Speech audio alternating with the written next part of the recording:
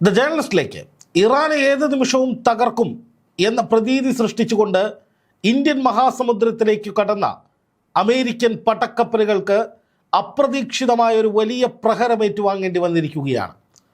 ഇത്രയും നാൾ പദ്ധതിയിട്ടതുപോലെ ഇറാനെ വളരെ വേഗത്തിൽ വളരെ അടുത്തുനിന്ന് ആക്രമിക്കാൻ കഴിയുമെന്ന പ്രതീക്ഷ ഇതോടെ അമേരിക്കയ്ക്ക് നഷ്ടപ്പെട്ടിരിക്കുന്നു. ഒരു കാരണവശാലും ഇറാനെ ആക്രമിക്കാൻ ഇപ്പോഴത്തെ പടക്കപ്പൽ നീങ്ങുന്ന റൂട്ടിൽ പോയാൽ നടക്കുകയേയില്ല എന്ന് അമേരിക്ക തിരിച്ചറിഞ്ഞതോടെ എന്തു ചെയ്യണമെന്നറിയാതെ ഇന്ത്യൻ മഹാസമുദ്രത്തിൽ അങ്ങനെ കിടക്കുകയാണ് അമേരിക്കയുടെ ഭീമാകാരനായ പടക്കപ്പൽ USS എബ്രഹാം ലിങ്കൺ.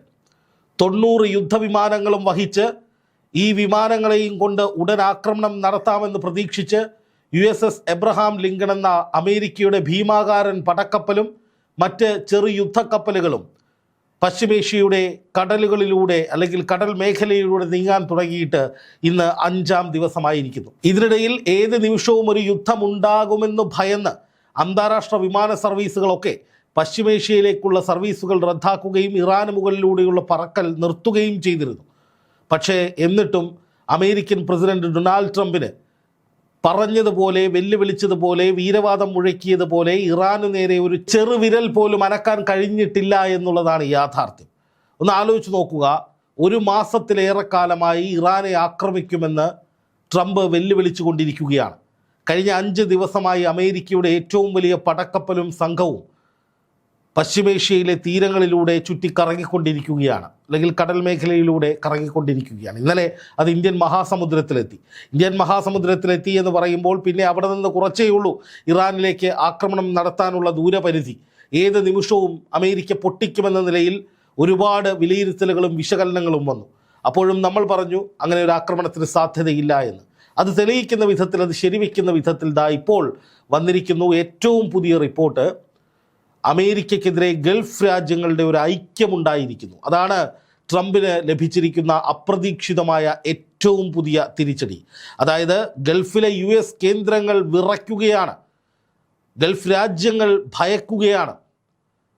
4 രാജ്യങ്ങളാണ്, സൗദി, ഖത്തർ, UAE, ഒമാൻ. ഈ 4 രാജ്യങ്ങളാണ് ഇപ്പോൾ പരസ്യമായി ഇറാനെതിരായ ആക്രമണത്തെ പിന്തുണയ്ക്കുകയില്ല, ഞങ്ങളുടെ മണ്ണിൽ നിന്ന്, ഞങ്ങളുടെ കരമേഖലയിൽ നിന്ന്, ഞങ്ങളുടെ ആകാശമേഖലയിൽ നിന്ന്, ഞങ്ങളുടെ തീരങ്ങളിൽ നിന്ന് ഒരു കാരണവശാലും ഇറാന് നേരെയുള്ള ഒരു ആക്രമണം നടക്കില്ല എന്ന് തീർത്തു പറഞ്ഞിരിക്കുന്നത്. അതിൽ തന്നെ ഏറ്റവും നിർണായകമായ നിലപാടെടുത്തത് UAE ആണ്. UAE കൃത്യമായി പറഞ്ഞിരിക്കുന്നു അമേരിക്കയോട്, ഒരു കാരണവശാലും ഞങ്ങളുടെ ആകാശത്ത് നിന്നോ കടലിൽ നിന്നോ ജലാതിർത്തിയിൽ നിന്നോ വ്യോമാതിർത്തിയിൽ നിന്നോ മണ്ണിൽ നിന്നോ ഇറാന് നേരെ ഒരു ആക്രമണം നടക്കില്ല.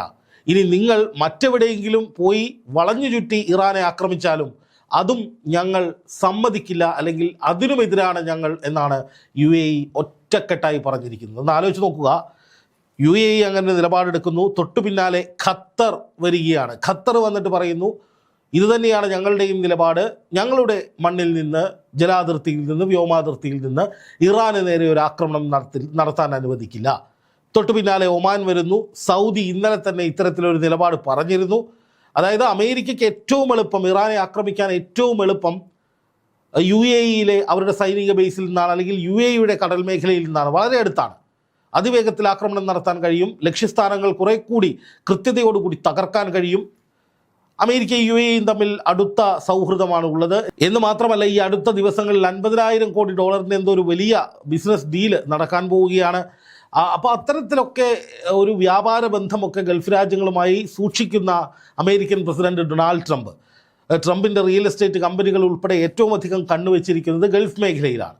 അപ്പോൾ ഇനി അങ്ങോട്ട് അത്തരത്തിലുള്ള പല നീക്കങ്ങളും വ്യാവസായിക സ്വപ്നങ്ങളും ഒക്കെ ട്രംപ് നടപ്പാക്കാൻ പോകുന്നത് ഗൾഫ് രാജ്യങ്ങൾ കേന്ദ്രീകരിച്ചാണ്. ഇത് ട്രംപ് അധികാരത്തിലേറിയ സമയത്ത് തന്നെ വാർത്തകളായി വന്നിട്ടുള്ള കാര്യവുമാണ്. അപ്പോൾ അങ്ങനെ ഗൾഫ് കേന്ദ്രീകരിച്ച് ഒരു വലിയ സൗഹൃദത്തിനും വ്യാവസായിക നീക്കങ്ങൾക്കുമൊക്കെ ട്രംപ് തയ്യാറെടുത്തുകൊണ്ടിരിക്കുമ്പോൾ, അവരുമായി നല്ല ചങ്ങാത്തം തുടരുമ്പോൾ, ഇറാനെ ആക്രമിക്കാനുള്ള തങ്ങളുടെ നീക്കങ്ങൾക്ക്, അല്ലെങ്കിൽ തൻ്റെ നീക്കങ്ങൾക്ക് ഈ അറബ് രാജ്യങ്ങൾ വലിയ പിന്തുണ നൽകുമെന്ന് ട്രംപ് ചിലപ്പോൾ വിചാരിച്ചിട്ടുണ്ടാകും.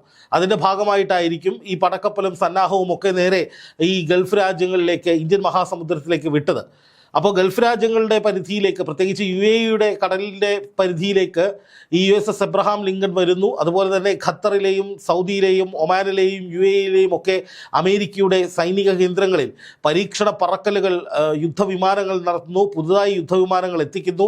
അതുപോലെ ആകാശത്ത് വെച്ച് ഇന്ധനം നിറയ്ക്കാൻ കഴിയുന്ന ഭീമാകാരൻ വിമാനങ്ങൾ അവിടേക്ക് വരുന്നു. അങ്ങനെയൊക്കെ വിമാനങ്ങൾ വരികയും പരീക്ഷണ പറക്കൽ നടക്കുകയും സൈനികാഭ്യാസങ്ങൾ തുടരുകയും ഏത് നിമിഷവും ഒരു യുദ്ധം ഉണ്ടാകും എന്ന പ്രതീതി സൃഷ്ടിക്കുകയും ഒക്കെ ചെയ്തപ്പോൾ ഇറാൻ പറഞ്ഞത്, വാ നമുക്ക് നോക്കാം, നിങ്ങൾ വായു, നമുക്ക് തിരിച്ചടിക്കും, ഞങ്ങൾ തിരിച്ചടിക്കും, ഒരു കാരണവശാലും ഞങ്ങൾ പിന്നോട്ടില്ല എന്ന് പറഞ്ഞു. ഇതാണ് അക്ഷരാർത്ഥത്തിൽ ഗൾഫ് രാജ്യങ്ങളെ പേടിപ്പിച്ചത്. അതായത് ഏതെങ്കിലും തരത്തിൽ ഇറാനിലേക്ക് അമേരിക്ക ഈ പറയുന്ന UAE നിന്നോ ഖത്തറിൽ നിന്നോ ഒക്കെ ഒരു ആക്രമണം നടത്തിയാൽ തൊട്ടടുത്ത നിമിഷം അതാത് പ്രദേശങ്ങളിലേക്ക് അതിശക്തമായ തിരിച്ചടി അമേരിക്കയ്ക്കെതിരായി ഇറാൻ നൽകും, നടത്തും. അതിനുള്ള കെൽപ്പ് ഇറാൻ ഉണ്ട് എന്ന് ഈ അറബ് രാജ്യങ്ങൾക്ക് വളരെ കൃത്യമായിട്ട് അറിയാം. അതുകൊണ്ട് ഇറാനോടുള്ള പ്രത്യേക താല്പര്യം എന്നതിനേക്കാൾ കൂടുതൽ സ്വന്തം തടി കഴിച്ചിലാക്കുക എന്ന തത്വമാണ് ഇവിടെ ഈ അറബ് രാജ്യങ്ങൾ പ്രയോഗിച്ചിരിക്കുന്നത്. അതുകൊണ്ടാണ് ഒരു കാരണവശാലും തങ്ങളുടെ മണ്ണിൽ നിന്ന് ഇറാനെ ആക്രമിക്കാൻ അനുവദിക്കില്ല എന്ന് ഇവർ ആവർത്തിച്ച് പറയുന്നത്. ഇറാനുമായി വലിയ ചങ്ങാത്തമാണ്, ഇറാൻ ഞങ്ങളുടെ കൂടപ്പുറപ്പാടെന്നൊന്നും അല്ല പറഞ്ഞത്. ഇവിടെ നിന്ന് അങ്ങോട്ടേക്ക് ആക്രമിക്കരുത്. എന്താണ് കാരണം? കാരണം അങ്ങനെ ആക്രമിച്ചാൽ അടുത്ത അടി ഞങ്ങൾക്ക് ഇവിടെ കിട്ടും. അത് ചിലപ്പോൾ താങ്ങാൻ ഞങ്ങൾക്ക് കഴിയുമെന്ന് വരില്ല. ട്രംപ് ന്യൂയോർക്കിലോ അല്ലെങ്കിൽ ഈ പറയുന്ന അമേരിക്കൻ നഗരങ്ങളിലോ പെൻറ്റഗണിനുള്ളിലോ ഒക്കെ ഒളിച്ചിരിക്കുമായിരിക്കും. പക്ഷേ അറബ് രാജ്യങ്ങളെ സംബന്ധിച്ച്, സൗദി, ഖത്തർ, UAE, ഒമാൻ തുടങ്ങിയ രാജ്യങ്ങളെയൊക്കെ സംബന്ധിച്ച് ഇറാനിൽ നിന്ന് വളരെ വേഗത്തിൽ ബാലിസ്റ്റിക് മിസൈലുകളോ അത്യാധുനികമായ ഡ്രോണുകളോ ഒക്കെ തൊടുത്തുവിടാൻ വളരെ അടുത്ത് കിടക്കുന്ന സ്ഥലങ്ങളാണ്. അപ്പോൾ അത്തരത്തിൽ വലിയൊരു തിരിച്ചടി കിട്ടാനുള്ള സാധ്യതയുണ്ട് എന്ന് വ്യക്തമായി മനസ്സിലാക്കിയിടത്താണ് ഇറാനെ ഭയന്നുകൊണ്ട്, കൃത്യമായി ഇറാനെ ഭയന്നുകൊണ്ട് ഗൾഫ് രാജ്യങ്ങൾ ഇങ്ങനെ നിലപാടെടുക്കുന്നത്. ഇത് ട്രംപിനെ സംബന്ധിച്ചൊരു അപ്രതീക്ഷിതമായ തിരിച്ചടിയാണ്. വളരെ എളുപ്പത്തിൽ ഇറാനെ ആക്രമിച്ചിട്ട് പോകാം, അതിനുശേഷം ഇറാൻ ഗൾഫ് രാജ്യങ്ങളെ ആക്രമിക്കുമ്പോൾ തമ്മിലടിപ്പിച്ച് ചോര കുടിക്കാം എന്ന സ്ഥിരം അവരുടെ ഒരു തന്ത്രമുണ്ടല്ലോ. അറബ് രാജ്യങ്ങളെ തമ്മിലടിപ്പിച്ച് ചോര കുടിച്ച് അതിനിടയിൽ ആദ്യം അക്രമത്തിന് ആഹ്വാനം ചെയ്യും, ആക്രമിക്കാനുള്ള ശക്തികളെ ഉണ്ടാക്കും, അവർക്കെല്ലാം കൊടുക്കും, അതിനുശേഷം മധ്യസ്ഥൻ്റെ റോളിൽ വരും, പിന്നെ ഒരു സംരക്ഷകൻ്റെ റോളിൽ വരും, പിന്നെ അധിനിവേശമായി, പിന്നെ അവിടെ അവരുടെ സൈനിക ക്യാമ്പായി. അറബ് രാജ്യങ്ങളിൽ പല സൈനിക ക്യാമ്പുകളും അമേരിക്ക തുറന്നത് സംരക്ഷണം നൽകും ഈ രാജ്യങ്ങൾക്ക് എന്ന് പറഞ്ഞിട്ടാണ്. ആ ചരിത്രം പരിശോധിച്ചാൽ നമുക്ക് മനസ്സിലാകും. അതിന് കാരണമായ യുദ്ധങ്ങൾ ഉണ്ടാക്കിയതും അമേരിക്ക തന്നെയാണ്. അപ്പോൾ മുട്ടനാടുകളെ തമ്മിൽ അടുപ്പിച്ച് ചോര കുടിക്കുന്ന അറബ് രാജ്യങ്ങളെ അത്തരത്തിൽ പല തട്ടുകളാക്കി തിരിച്ച് തങ്ങളുടെ കാര്യങ്ങൾ നേടിയെടുക്കുന്ന അമേരിക്കയുടെ രീതി അത് ഇന്നോ ഇന്നലെ തുടങ്ങിയതല്ല.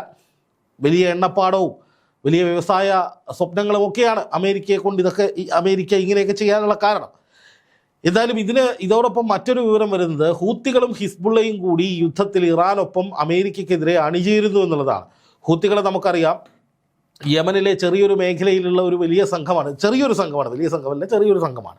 പക്ഷെ അവർ ചെങ്കടൽ ബ്ലോക്ക് ചെയ്ത്, പണ്ട് ഇസ്രായേൽ ഹമാസ് യുദ്ധം ഉണ്ടായിരുന്ന സമയത്ത് ചെങ്കടൽ ബ്ലോക്ക് ചെയ്ത ആ സമയത്ത് അമേരിക്ക തലകുത്തി മറിഞ്ഞിട്ടും നാറ്റോ സഖ്യം ഒന്നിച്ചു നിന്ന് സൈനികാഭ്യാസം നടത്തിയിട്ടും ഹൂത്തികളെ തുരത്താനോ പിടിച്ചു കെട്ടാനോ കഴിഞ്ഞില്ല. അപ്പോൾ അത്രയും ചെറിയൊരു സംഘത്തോട് പോലും ഈ കടലിൽ ജയിച്ചു നിൽക്കാനുള്ള ശേഷി അമേരിക്കയ്ക്കില്ല. ഈ പടക്കപ്പലുകളൊക്കെ അന്നും വന്നിരുന്നു, എന്നിട്ട് വന്ന പോലെ തിരിച്ചു പോവുകയായിരുന്നു. അപ്പോൾ അതുകൊണ്ട് തന്നെ അങ്ങനെ ഹൂത്തികളോട് പോലും ഏറ്റുമുട്ടി ജയിച്ച ചരിത്രമില്ലാത്ത അമേരിക്ക ഇറാനോട് ഏറ്റുമുട്ടാൻ പോകുമ്പോൾ അതിഭയാനകമായ തിരിച്ചടികൾ തന്നെയായിരിക്കും കിട്ടുക എന്നുള്ളത് അവർക്ക് മനസ്സിലായിട്ടുണ്ടാകണം. അതുകൊണ്ടായിരിക്കും ഇതുവരെയും ആ കപ്പലുകൾ ഉപയോഗിച്ച് ഒന്നും ചെയ്യാൻ ട്രംപ് തയ്യാറാകാത്തത്. ഇനി ചെയ്യാമെന്ന് വിചാരിച്ച് ഇന്ത്യൻ മഹാസമുദ്രത്തിലേക്ക് വന്നപ്പോൾ അവിടെ അതിഭയാനകമായ തിരിച്ചടി, ഇവിടെ നിന്ന് ഒരു പണിയും നടക്കില്ല എന്ന് തീർത്ത് പറയുന്നു. എന്തായാലും യുദ്ധം നടത്തും എന്നുള്ള സ്വപ്നങ്ങളൊക്കെ ഏതാണ്ട് തീർന്നിട്ടുണ്ട്. US പടക്കപ്പലുകൾക്ക് കടലിൽ വെച്ച് തന്നെ വലിയ പ്രഹരം കിട്ടിയിരിക്കുകയാണ്. ആ പ്രഹരം എന്താണെന്ന് വെച്ചാൽ ഇനി മുന്നോട്ട് പോകാൻ കഴിയില്ല. എവിടെ വെച്ച് ആക്രമിക്കും, ഇതിലൂടെ പോയി ഇറാനെ തീർക്കും എന്നതിനെക്കുറിച്ചൊന്നും ഒരു വ്യക്തതയുമില്ലാത്ത അവസ്ഥ. ഇറങ്ങി കുടുങ്ങി അല്ലെങ്കിൽ തുടങ്ങി കുടുങ്ങി എന്ന് പറയാവുന്ന അവസ്ഥയിലേക്ക് അമേരിക്ക എത്തിയിരിക്കുന്നു എന്നതാണ് യാഥാർത്ഥ്യം.